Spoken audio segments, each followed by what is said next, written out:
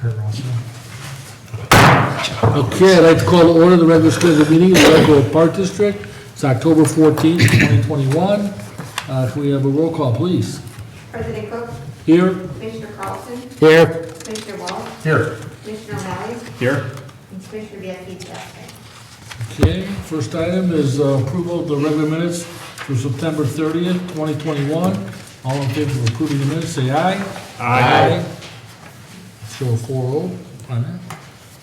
Public communication, comments from the audience? What comments? Do we want to do? Yeah, I was going to introduce, I have a special guest. I want to introduce Tracy Crawford, Executive Director of NWSRA, Northwest Special Rec Association. She's been the Executive Director for 10 years. 10 years. And I'm celebrating a 10-year anniversary as well, not as the Executive Director though, for Elk Grove. But, without further ado, I wanted to have her come up, meet you guys. Hey, is it my turn? Go to the microphone, please. Yeah. and Do you mind So we if I can. I'm vaccinated, I'll try to stay away. So cute. You don't? Okay, I'll let you. Hello. I'm excited to be here.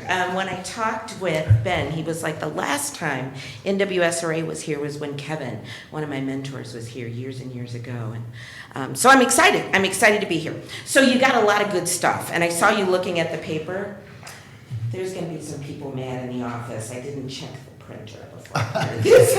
So you got the nice paper, but it wasn't supposed to be. So please don't tell, because I didn't. And as much as I gripe about that, I didn't do it. So I'm here to talk to you about, first, to thank you for your continued support of NWSRA and to spend some time talking to you about just what we do and what we're all about. Okay, so look at this beautiful packet here. We're going to kind of go through it, and hopefully it's going to give you not only a visual understanding of what we do, but get you down in so that you can be an advocate, an ambassador. Please feel free to ask questions as well. I'll do the best I can. If I can, I'll get back to you. Okay. 10 years, you think I know it all, but I don't. So who are we? Well, first of all, NWSRA was established in 1974. We were not the first special rec. We were the third. The very first special rec was NSSRA, which is located on the North Shore. I also got the opportunity to work there for 13 years. We were established as a part of the Park District Code to serve people with disabilities. We were supposed to mirror the special education district's format. So in other words, if the special education district could send out specialists to schools to support people with disabilities, parents went to their legislators and said, why can't we get that for recreation? And so the birth of special rec associations. What's even more important is, I don't know if you realize, there are only 37 special recreations in the country, and guess where they're all located? Illinois. Illinois is the only state that has them. Yes, we're the only one. So it's really quite interesting. Illinois, we don't do a lot of things right when it comes to serving people with disabilities. We just don't. We don't. This, we did right. Other countries and states are constantly calling to figure out and duplicate our model. So you should be proud of that. It's a way for us to combine resources to cover and to serve the ever-growing population of individuals with disabilities. Like I said, our model is unique. So how can you create a special rec association? 2 or more park districts. Notice I said park districts. Okay, so although we can be made up of city, villages, municipalities, it has to be 2 or more park districts. That's the way the code is written. That has to come together to form us. Also, I don't know if you know, but when you levy for that handicapped accessible fund, I'm not sure what you call it in your line item, but when you levy for that, you can only do that if you are a part of a special rec association. So entities that are not part of a special rec cannot levy for that fund. So what does that mean? That means that they're not able to use those funds to help with ADA compliance issues. They're not able to say to their residents that they can receive services, whether they're in the park district and inclusion or with us. So they're unable to access any of those funds. It can only be accessed if you're a part of a special rec association. What is our mission? I love the mission. We exist to provide outstanding opportunities. I'm going to tell you, 10 years ago when I started, I was like, the word outstanding makes me a little nervous. But what I realized is people with disabilities, they deserve for us to constantly be striving for outstanding, right? They're not the bottom of the totem pole. Just because they have a disability, we shouldn't be looking at throwing them scraps. They're not second-class citizens. They are everyday residents that live next door to you, and you may not even know it. They may work with you, and you don't know it. Disability is one of those things that they say 1 in every 9 people have a disability, and guess what? As we age, I'm not going to tell you my age, 22, no.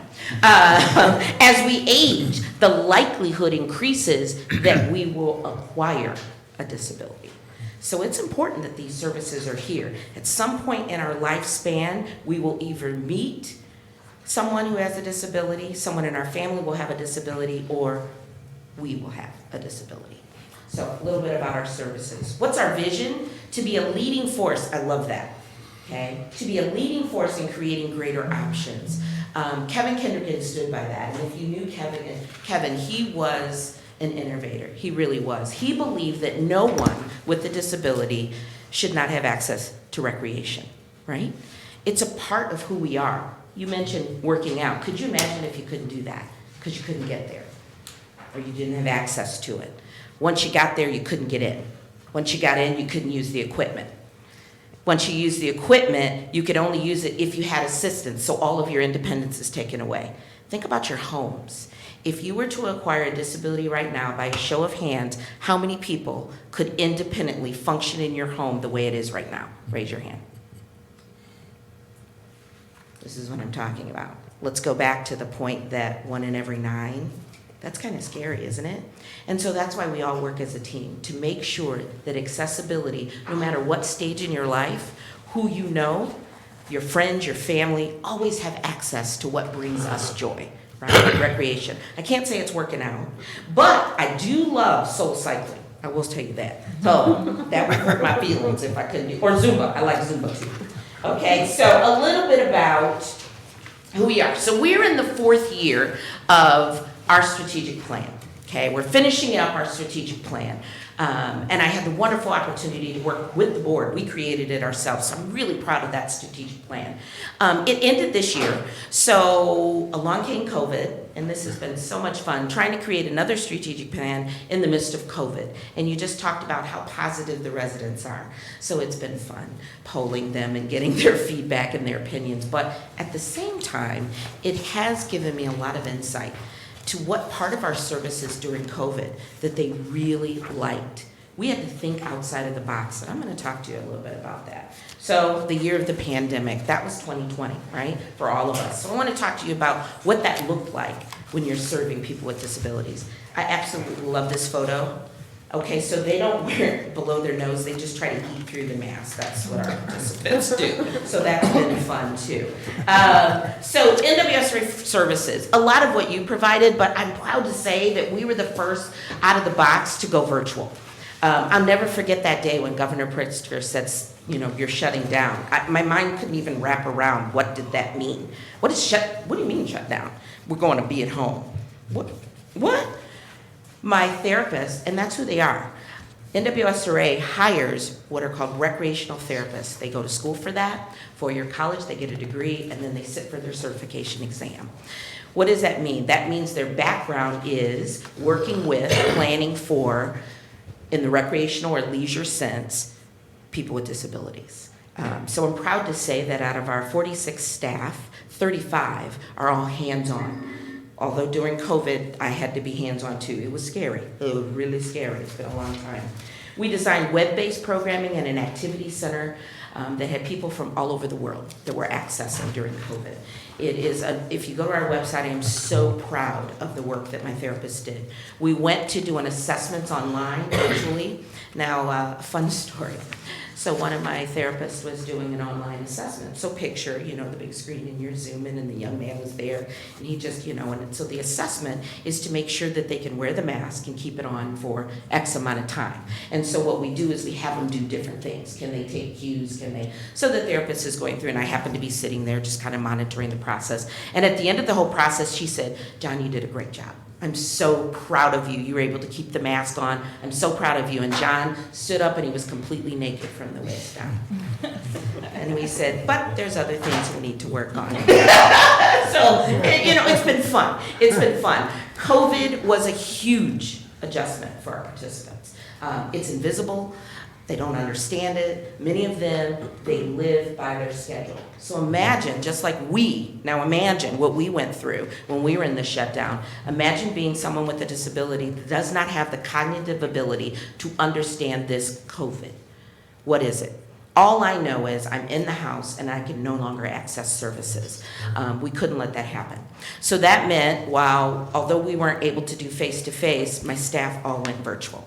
So that meant over 2,000 phone calls to families as wellness check-ins. That meant taking our vehicles and driving down at the end of the driveway, and the child's up there and we're down here and we're doing activities. That means doing behavior plans on the phone as the mom's calling, crying and saying, "My child has torn up the whole house.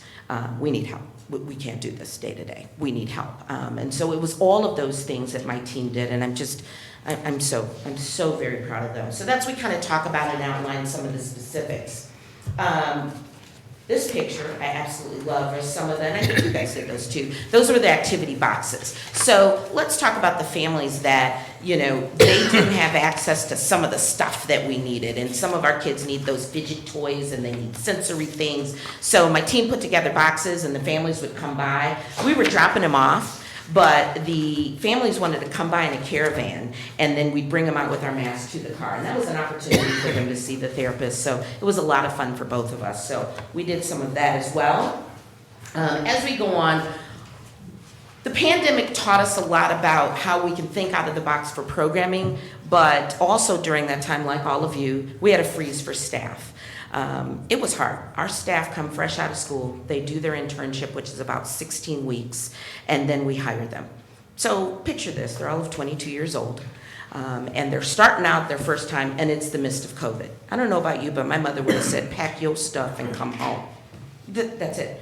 So many of our staff we lost. We hired them right before COVID, and that's all they knew was NWSRA during COVID. So it's really hard. Imagine that being your first job during COVID. And this is what you're anxious, you're nervous, you're not even sure that the skills that you're putting in place are what they should be.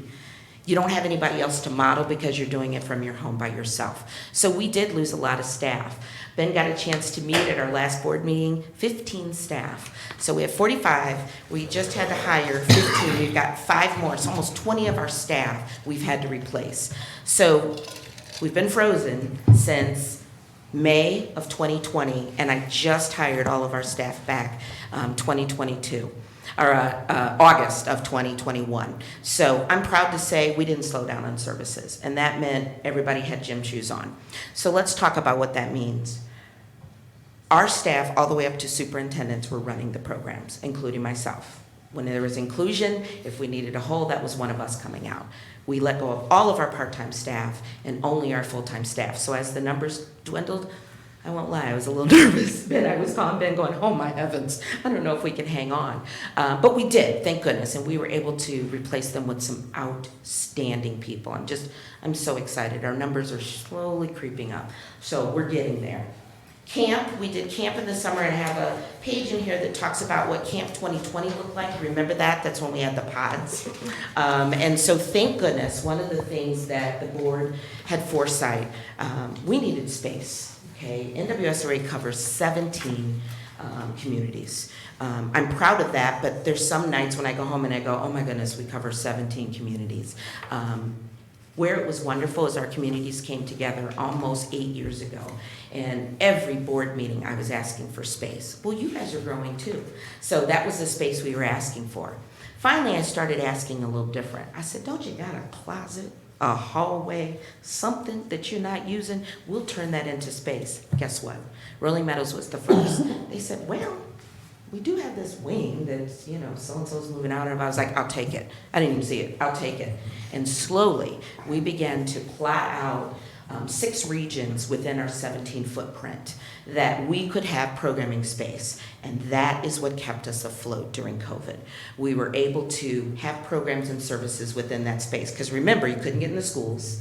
And you guys were having, every inch there was pods of kids so that you could do program things. So I'm so excited to say that now we're moving to a regional approach where no family should have to drive an hour for a half an hour program just because your child has a disability. You should be able to go local to a neighboring community, and so that's one of the goals that we're working on.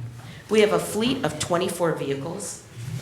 Some days I like that, and some days 24 vans that we have to keep in service. All are accessible. And so finding drivers, all of my staff are also CDL drivers. So imagine being out of school at 22 and I'm like, not only are you gonna work programs, but lucky you get to drive vehicles. And they're okay because they think it's 15 passenger until I say, and they're 27 passenger school buses and you need to get your CDL. So that's a little added bonus that many of my staff, all of my staff, are required to do. Transportation is the #1 reason why individuals with disabilities do not participate in recreation. And that was one of the things that we decided, if you want them there, we gotta get them there.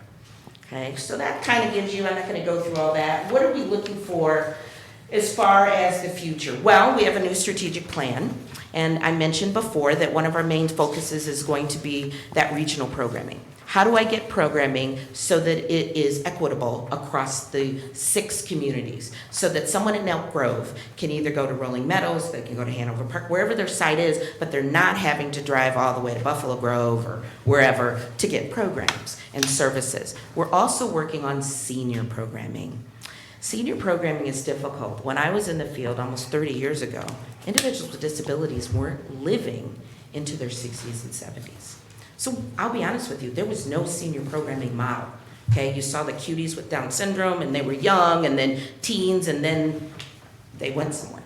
Okay, well, they were going to nursing homes. They were being in hospitals. The laws have changed and now they're in the communities. And because of medicine and doctors, they're living longer. We have participants that are in their 80s. Okay, so now we need to look at, we have over 500 participants, and that was just at first glance, that we serve that are over the age of 55. I need to start looking at a new model. What is appropriate for a senior with a disability? That's becoming some of my largest population.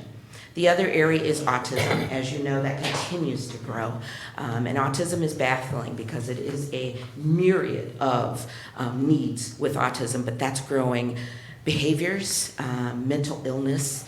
I talked to the board just last night. We had our personnel committee meeting, and we're talking about raising the wages for our part-time staff. So we were paying them $11. Now, let's just process that for a second.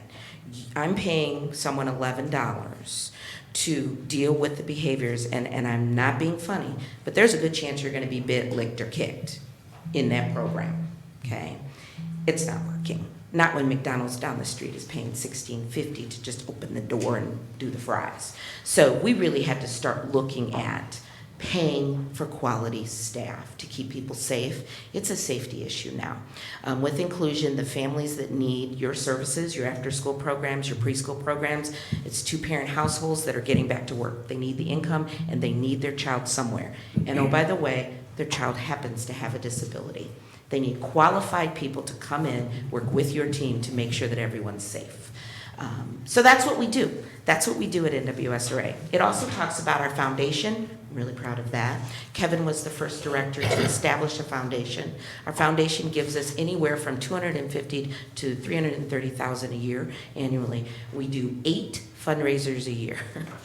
I'm also president of our foundation, so we have 6 golf outings and 2 giant events. We write grants, everything possible, to make sure we get the money in. I understand that money is tight, and I'm so appreciative that you continue to support NWSRA and the participants and families. Are there any questions that I can answer? Hopefully I put everything in here or in your packet. But while I'm here, do you have any questions? Anything that I can answer for you? If we're the only state across the country that has special rec, how do the other 49 states? Serve? Yeah. They don't do it well. I'm not gonna joke, I travel over the country speaking about it. So one of the things they do, they have Easter Seal, they have specific programs where they may serve. They are addressing inclusion, not as well. They're dealing with, how do we do this? They don't have the staff to support it. So many of them are trying to look at collaboratively working with colleges and universities to get, but they're not doing it well. Not at all. No, they're really not doing it well. St. Louis has a program that's similar to ours, and Maryland, capital parking planning, but theirs are not cities, they're counties. And so they hire staff that work collaboratively with their park district, their rec therapists. Many of the park districts have realized that they need to hire rec therapists. And so, I don't know if you remember, but years ago, Illinois started what was called a National Institute on Recreation Inclusion.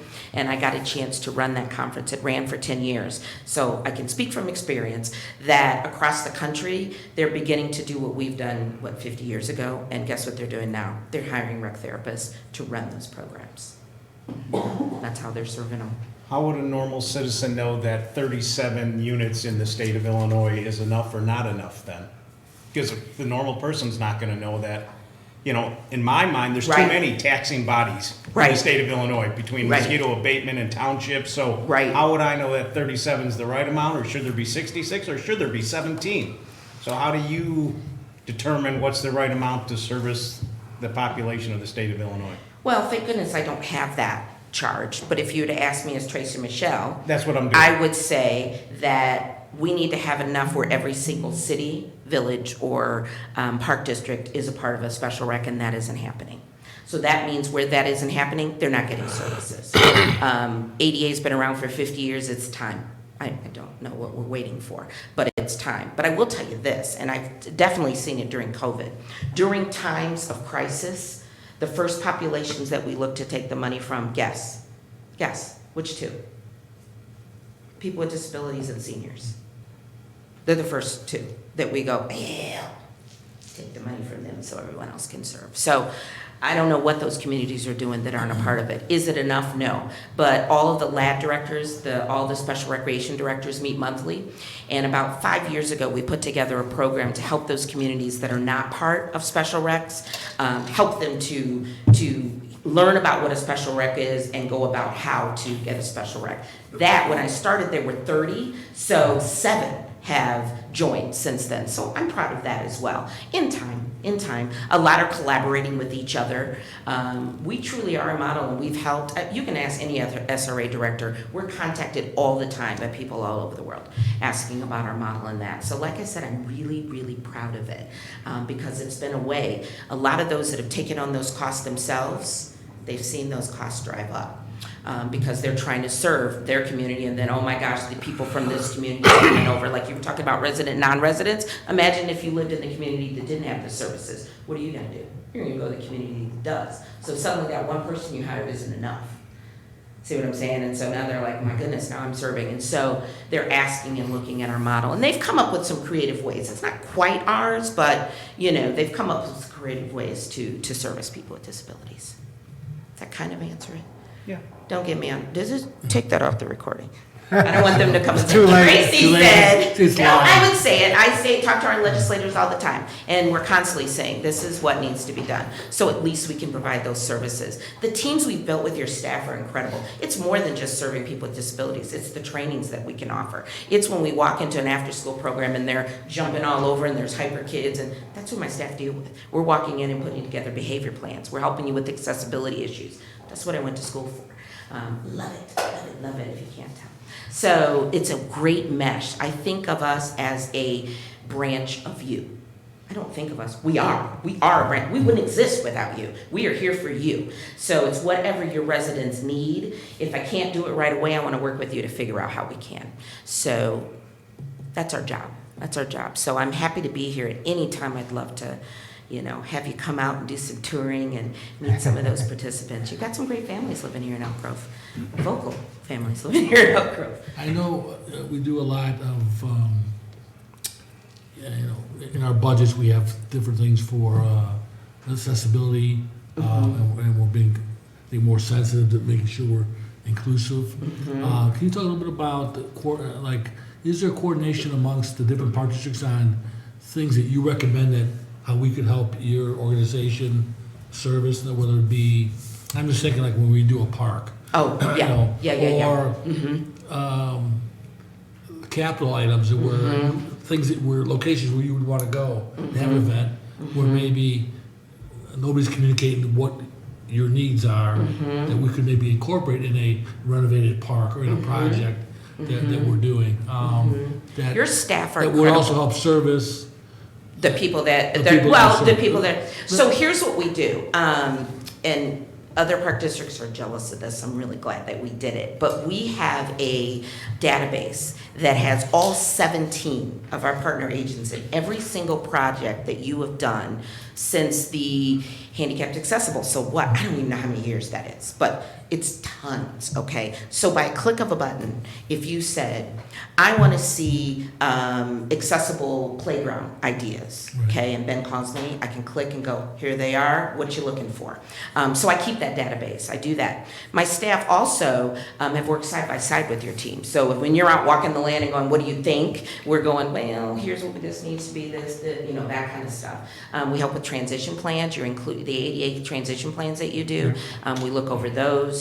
We help you with, you're doing grant writing. I know for OSLAD and a couple of them, you've got to show how that's also going to be accessible for people with disabilities when you go to your distinguished agency. So we keep record of all that.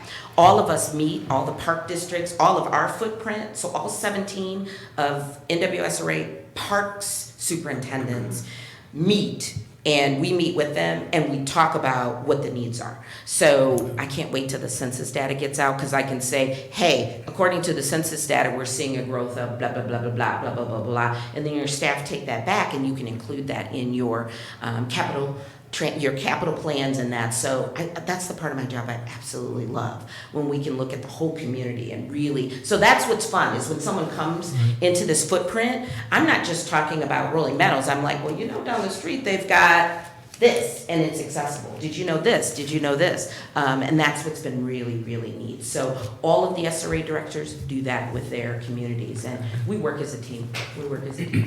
Yeah, so I try to stay abreast of all the latest.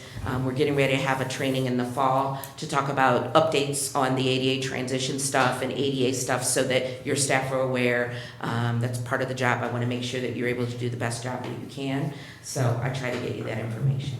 Yeah, I just want, from your side, you guys are the experts, so, you know, we Yeah. don't need the same item in each town maybe. You know, you talk about location, maybe us and Schaumburg could share whatever. Exactly. We need this is what the need is for this area. Exactly. And, And that's going to go in that regional approach. Right. So I'll be talking about, hey, did you know this? And then together you can say, this is what we provide in this region, because it's all of you're part of us. Right. And so all of us, and so I'm excited about that. I think you'll be extremely impressed with all that you do. And when you see it on paper and you realize, wow, all of this is accessible, y'all are doing some incredible things. You really, really are.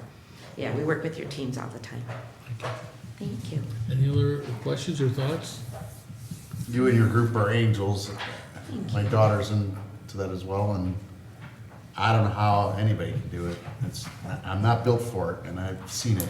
You know, you So, sound like my dad. My dad says, I love you to death, but I'm going to tell you, I can't do it. No chance. I can't do it. I took him to one gymnastics meet. Yeah. No, I will say this. I took him to one gymnastics meet, and my athlete ran up to him, wrapped her arms and legs around him, and he was like, okay. And I said, yeah. But, you know, I can tell you this, there's no middle of the road. You don't kind of like it. You have to love it. Right. Yeah, and I've got a team that really loves it. This is what we do. It's what I went to school for. I haven't looked back. COVID hasn't been fun, but other than that, I haven't looked back. So I thank you. I thank you for the time. If you have any other questions, please, I'm sure Ben will let me know, and I will get those answered as quickly as I can. So thank you so much. Thank you, Tracy.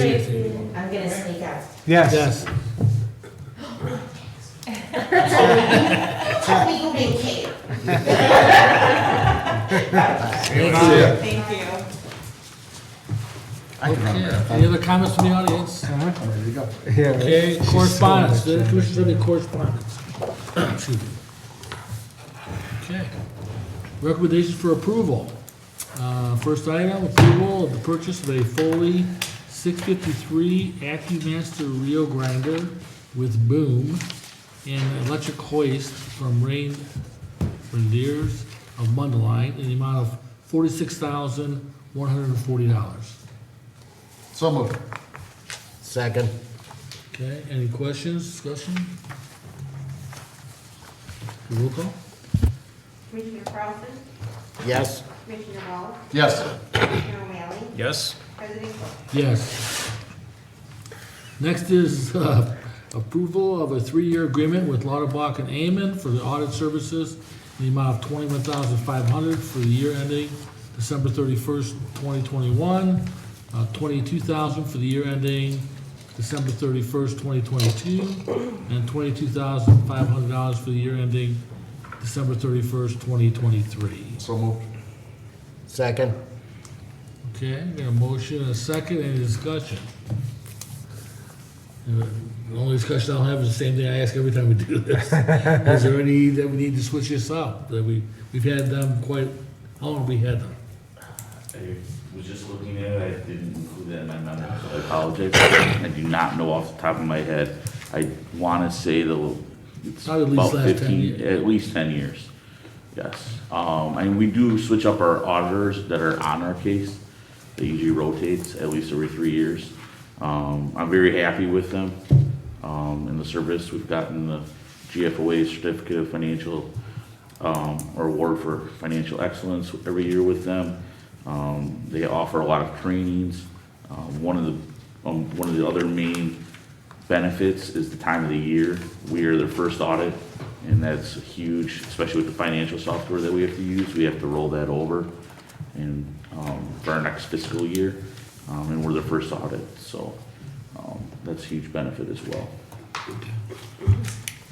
I'm glad you brought that up, though, President Cook. I was just gonna say no and not waste my breath, but I've been saying this for the last 10 years, that yes, I also think it is time to have, at least for 1 year, a whole fresh set of eyes looking in. That sometimes I think auditors get too cozy with who they're auditing, and I don't see the harm in bringing it out, even if it was even if for 1 year, some other auditor came in that looks at park districts professionally and you overpaid by $2,000, you're getting a whole different viewpoint in my mind. So we haven't done that, and I think that any government agency should change it up every now and then, so. Along those lines, did we price any other, get any other estimates? I did not go out to bid. I'm very happy with their services. I have no problems going out to bid for it. We're not required to go out to bid, and ultimately, I wouldn't choose an auditor based on the price alone. So, I can get some other proposals. I think for the factors that I laid out, those are so that's why I'm recommending the approval. But I will take your guys' direction. The only thing I could say, and I don't disagree with you, but the only thing I could say is, 1, 2, this is the third different person sitting in that chair that has used them. And they all come back saying they're as solid as they can be.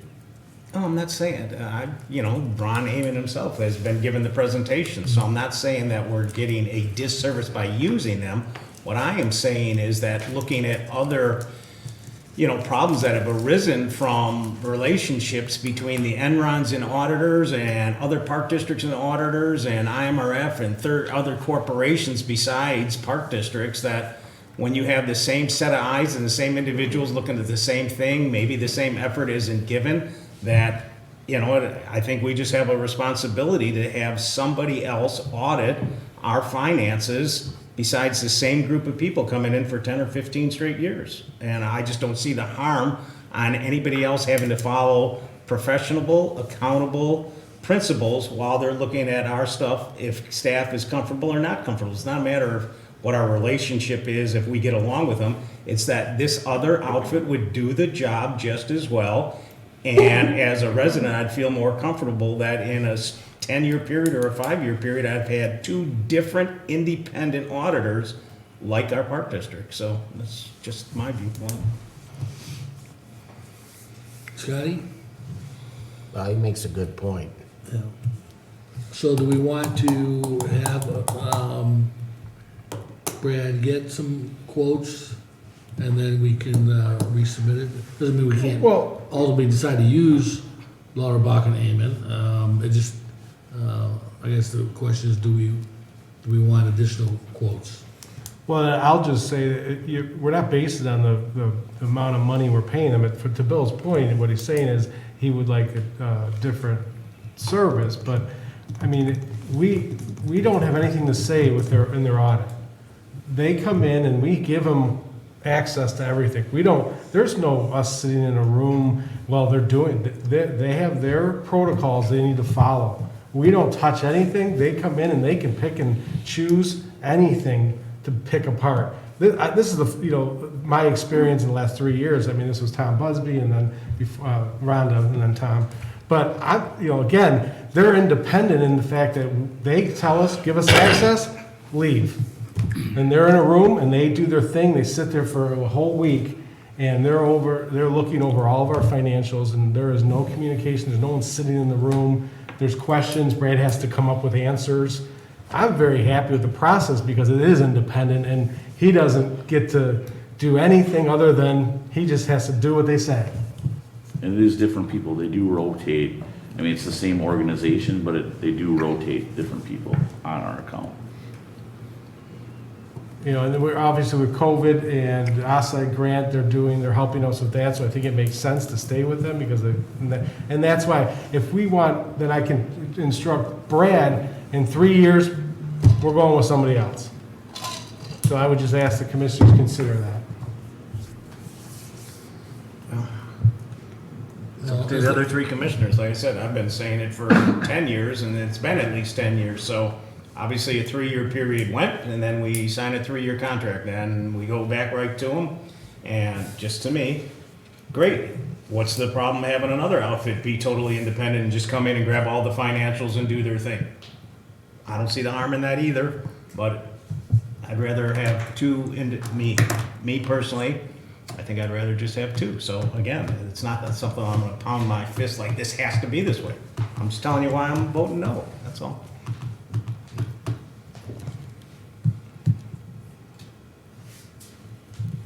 Any other discussion?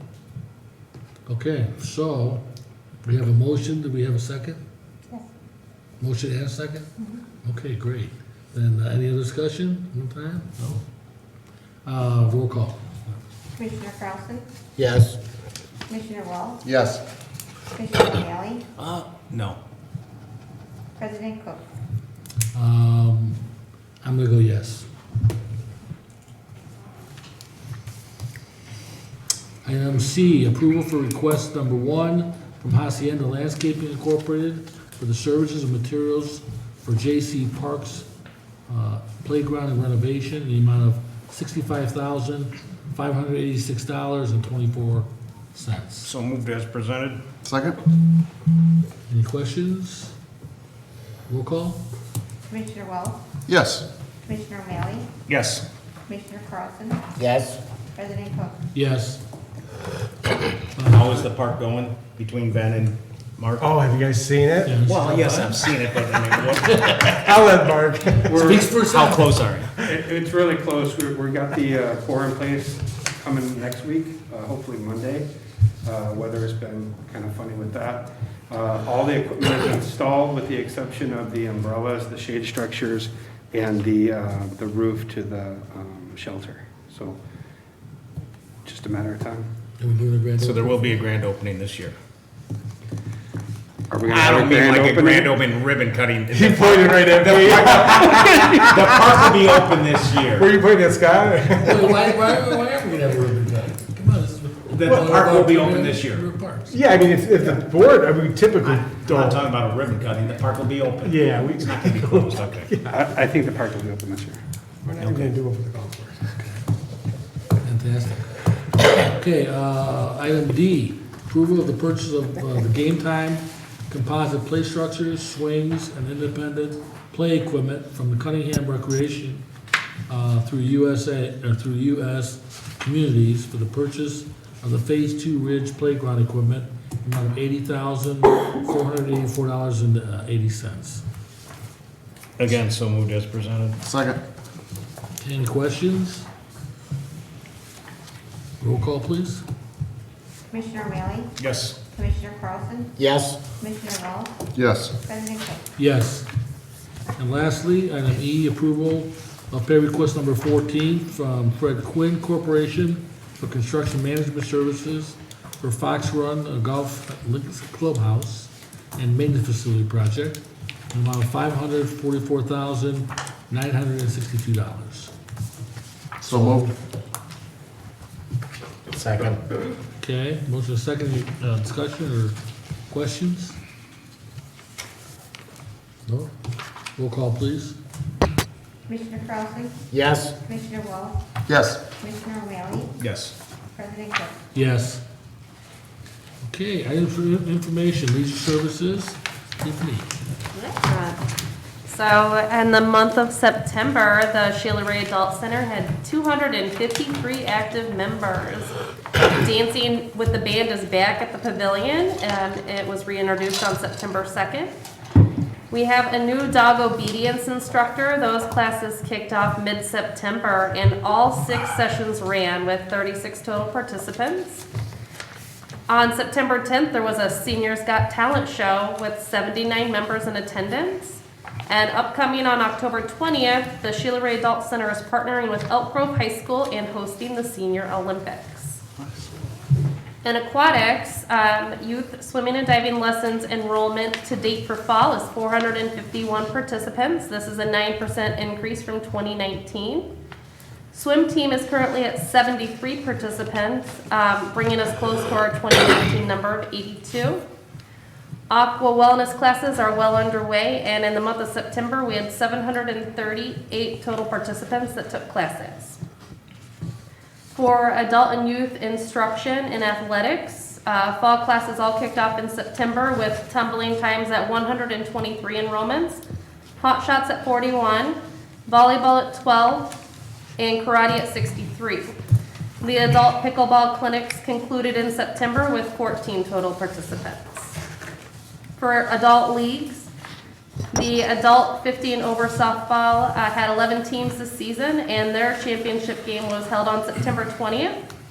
We currently have our co-ed 14-inch softball. They have 8 teams on Wednesday and 9 teams on Thursday, and they're halfway through their season. And our Bags League kicked off at the end of September with 22 teams. For youth athletics, we have 127 for travel soccer, 215 for recreational soccer, 122 for baseball, 113 for softball, 70 for tackle football, 25 for flag football, 26 for competitive cheer, and 19 for sideline cheer. And all of those seasons are well underway. At Audubon Skate Park, we had 11 private skateboarding lessons in the month of September. The indoor skate park opened Friday, October 1st, and it is open to the public on Wednesdays and Fridays from 4 to 9, Saturdays 1 to 8, and Sundays from 12:30 to 5. In cultural arts, private music numbers increased from August to September with a total of 20 students. Auditions for Moana were on September 13th, and we have 35 cast members with 7 additional cast members in our new Rising Stars program. Dance classes are well underway, and they're up 25% compared to this time last year. We are at 330 total registrations. There are 46 company dancers, and they're preparing for their upcoming performance during Halloween Fest on the Pirates Cove stage.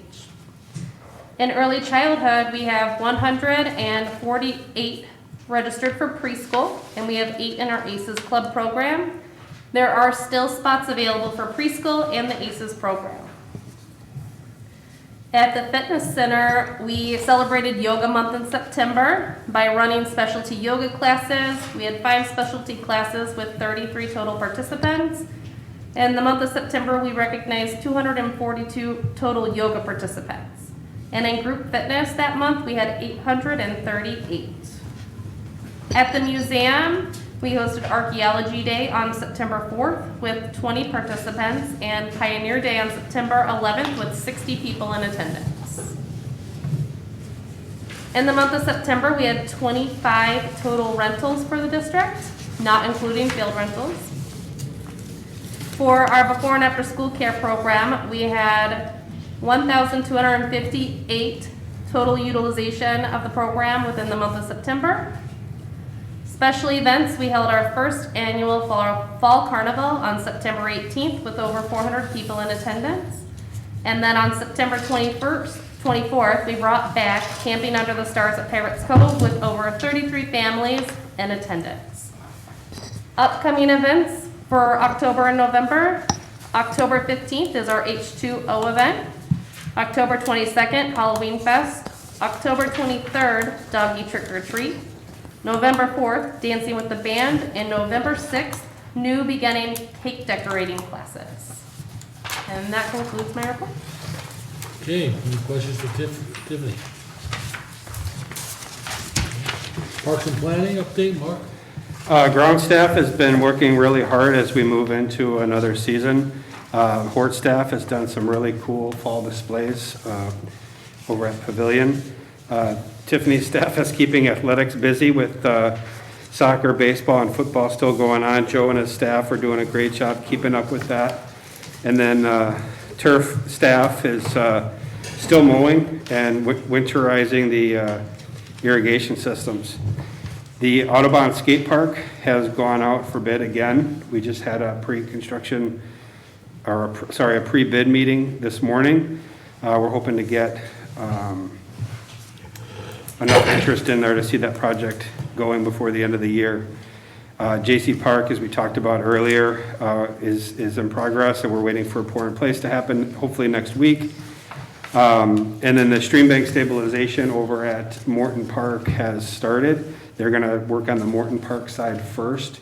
They've got cofferdam set up so that they can start working on the shoreline. Once that's done, they'll go over to the Olmsted side and prepare that, and then they'll restore both sides at the same time as they work their way out. Any questions for Mark? Okay, thank you. Business Services update, Brad. Thank you, President Cook. District is still looking to fill a number of jobs. Please visit our website. They're all posted on there. A number of different areas are looking. The staff is busy in the middle of budget season. I'd like to thank them for all their hard work and time that they've put in. We've had a lot of meetings over the last couple of weeks. They've done a great job. IT is busy closing seasonal facilities. They've wrapped that up. And the big news is the golf course. We are transitioning out of the temporary clubhouse into a temporary setup outside of the new clubhouse. So the new clubhouse is not ready to be open yet, but we need to remove the temporary clubhouse so we can do some work on the parking lot there prior to completion, and so we're not disturbing next golf season as well. So there will be minimal food and beverage, so there will be food and beverage options available, but basically limited to prepackaged items and no inside shelter. And that concludes my report. Any questions? You're gonna be able to get those trailers out of there on time and I think with the, Yes. and the ComEd. Absolutely. Does ComEd have to come out and disconnect the power that they have Yes. up there? yes, but that isn't happening till. It's usually easier to do disconnect than it is to Correct. connect. Okay, 'cause I know we had issues Yes. getting them out there I for the thought it was winter. happening tomorrow, 15th. The breakdown started Breakdown. today, It started, yeah. Okay. and then I think the first trailer is getting, first section of the trailer, That was the Monday. clubhouse is getting removed on Monday, I believe. Yeah. Or no, Thursday. You're gonna miss it. And there's, Thursday, Friday, and then Well, Monday. yeah, and there's no power This where, short time, where they're gonna be, there's, I I promise. guess I'm a little confused, can you clarify where they're gonna, They're gonna be basically working out of, in front of the outdoor terrace at the okay? new clubhouse. So So they're there is no not- public access to the building.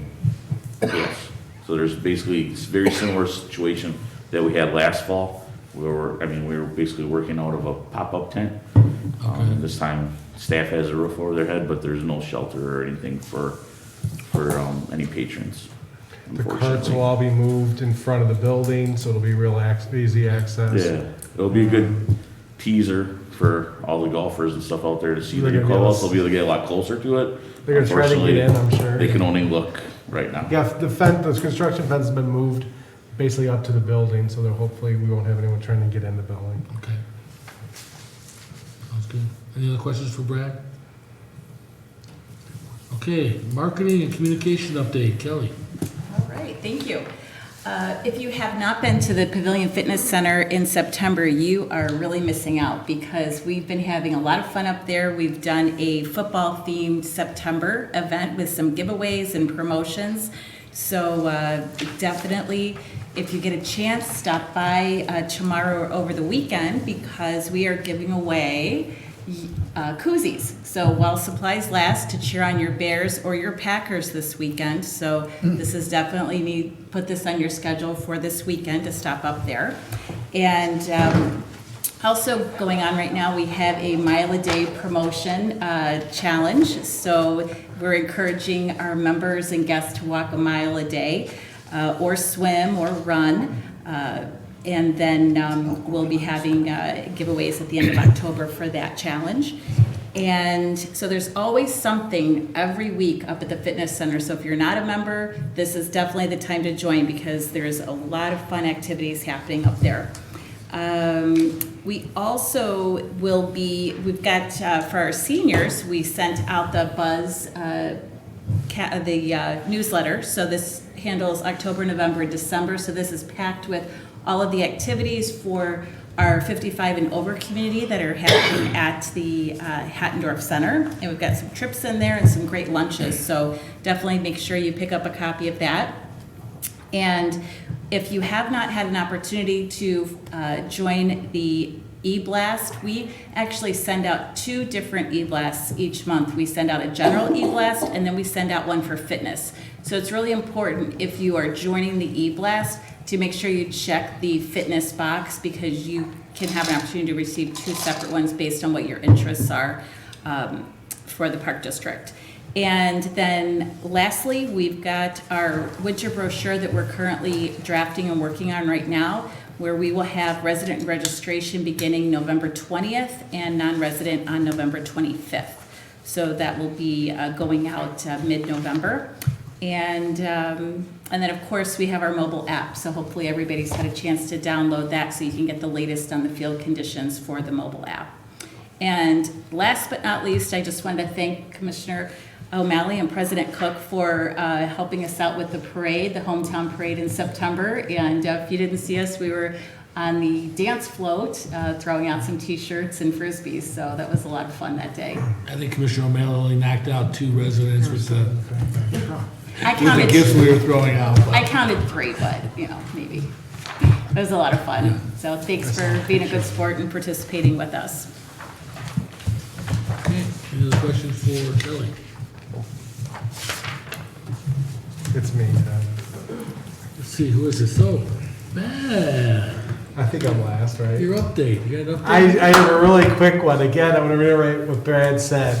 As you can tell, my staff gives really good updates, but last month and even in August, we do a lot, the staff does a tremendous job of putting together capitals, budgets. It's all the way, like I said, the last 2 months, it's just the amount of work they put in. And then Brad and I have the luxury of meeting with all of them and discussing it. And it's a lot of fun. We have a lot of conversations. But just the work and their energy and how they just enjoy talking about and bragging about their programs and all the work that I can't stress enough how much goes into the last 2 months. This is the busiest time. And it's right after summer, so they're kind of like trying to get a break. And then here we are asking them to do this amount of work. And so thank you to all staff for all your hard work. And I'm excited in December to present the board with another great budget. So, thank you. That concludes my report. I just want to add and congratulate you on your 10 years of anniversary. Brad has assured me you got your 10-year anniversary gift check. Yes. If not, it's in the mail. But I just wanted to say a few words here. I mean, Ben's been an outstanding director. He came into the park district, I know you were an intern way back in the day. And then after graduating from college, he worked at Barrington, where he was the lead for the building and constructing of the largest sports facility in the northwest suburbs, so he claimed, at Citizen Park in Barrington. We were lucky enough to steal him away in our Parks and Planning Department in 2011, where he worked very hard, and shortly after that got promoted to our Parks Director when Alan left us. And then shortly after that to Executive Director 3 years ago. And I gotta give congratulations. He's done an outstanding job in probably one of the most challenging times and unique times in Park District history with navigating COVID. There's no prior history of that. I know it's tough to keep your staff motivated, to work through the challenges that nobody you don't know what's really coming or, how to do it. And I think you did an excellent job navigating through that, and as you continue to navigate through it, to keep this district moving forward. Through all this, we were still able to get our clubhouse moving forward and being built. Applied for OSLAD grants for 2 different parks at the Haddendorf, as well as the outdoor skate park got completed. JC Park is about to be done. You just keep things moving forward and have done an outstanding job. And so kudos on behalf of the board. Congratulations. Hope we get you for another 10 or Thank you. 20. I don't know how long you're going to work with this time.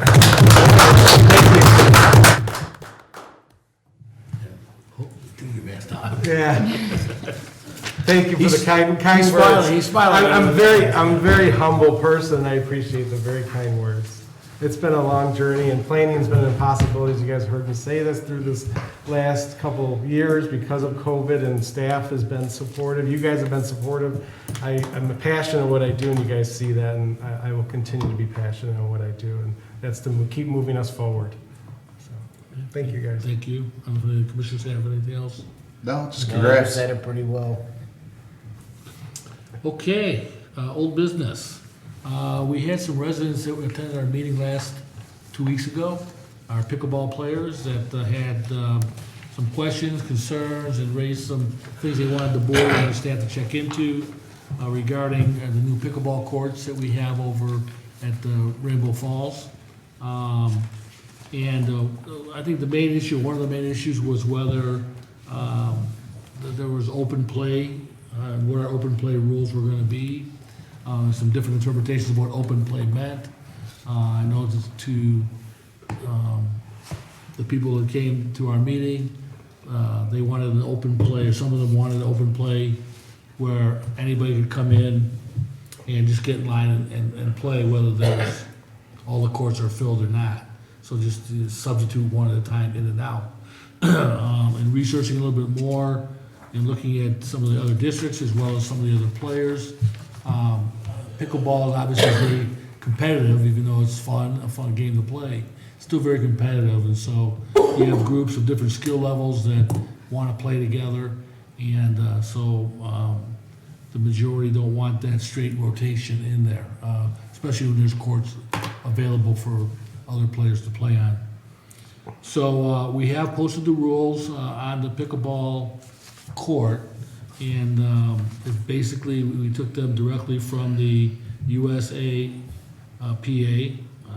pickleball rules guidelines for the state of Illinois. It says US here, so I guess that's for the entire country. Okay. And so basically, the open play only applies when all the courts are in use. So if there are existing courts, so if I have a group of 4 people that want to play pickleball, I don't need to let people come into my group and play, as long as there's other courts available. If all the courts are filled, then there will be a rotation, straight rotation, where you'll have to rotate in and out on the courts. So I believe I'm saying that right. Anything else you'd like to add to that, Tiffany, as far as what staff looked at? To each other. So Ben is going to send a letter out for the people that were here and signed in. Ben will be sending out a letter to them advising them of what we decided and of the rules that are in place that are currently posted on the board. We're in the process of adding paddle buckets so that they have a place to put their paddles to wait in line. Paddle when- saddles. Pardon? Paddle saddles. Paddle saddles. Paddle saddles, I guess, okay. We're in the process of getting those purchased, and we will have those up, so you have a place to put your paddle to, as you wait in line. Right now, my understanding is that the courts, there's a lot of availability still. And staff will continue to monitor that usage to determine if we need other pickleball courts throughout the village. But at this time, we feel that those pickleball courts should be sufficient. Is there anything else that I'm missing? And then any comments on that? Commissioner O'Malley? No, I agree. First thought, when the situation came to us, I thought it was more a resident, non-resident issue, where I was gonna lean towards, certainly residents first, but this is not a resident, non-resident issue. This is a mixing of the skill sets in between players. Right. That's what I've determined the issue is. Yes, we've addressed it, I believe, appropriately. Okay. Sounds good. Any other old business? Any new business? Oh, it's going twice. Okay, payment of the bills. Motion to approve payment of the bills for September 30th, 2021, the amount of $249,359.82. So moved. Second. For October 7th, 2021, in the amount of $111,488.41. And for October 7th, 2021, the amount of $168,028.91. So moved. Second. Okay, we have a motion and a second. Any questions or discussion on the bills? Roll call, please. Commissioner O'Malley, Yes. Commissioner Carlson, Yes. Commissioner Walsh, Yes. President Cook. Yes. Any motion to adjourn? So Oh, I'm moved. sorry. closed Wait, session. not finished, I guess. The motion to adjourn the closed session for the purpose of discussing personnel per 2C1. So moved. Second. Okay, roll call? Commissioner Walsh, Yes. Commissioner O'Malley, Yes, Kathy? Commissioner Carlson, Yes. President Cook. Yes. Meeting is adjourned in closed session.